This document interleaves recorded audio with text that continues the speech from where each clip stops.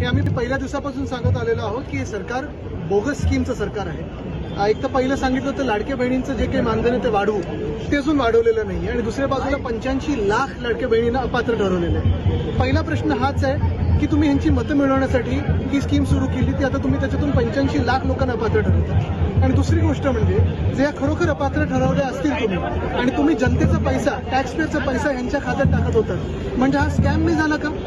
म्हणजे ज्यांनी हे पैसे टाकले त्यांच्या खात्यामध्ये ते घोटाळेबाज नाही झाले का? आणि दुसरं म्हणजे ज्यांनी तुमच्यावर विश्वास ठेवून या खात्यामध्ये जे पैसे आले असतील त्याच्यावर पुढे काही स्वप्न पाहिले असतील, त्यांच्या स्वप्नांचं काय मग? येत्या 10 दिवसामध्ये कर्जमाफी करणाऱ्या शेतकऱ्यांना असं कृषी मंत्र्यांनी आजच घोषणा असं आम्ही किती दिवस ऐकतोय, पण हे सगळे जे विषय आहेत ते सरकार फक्त घोषणा करतं, पुढे काही करत नाहीये। आणि एका बाजूला ह्या सगळ्या घोषणा आणि दुसऱ्या बाजूला पेट्रोल, डिझेल, आता सीएनजीचे दाम वाढलेले आहेत, म्हणजे महागाई वाढवत जायची आणि दुसऱ्या बाजूला असे काही गोंधळ घालत जायचे, हेच सरकार आता बसलेलं डोक्यावर।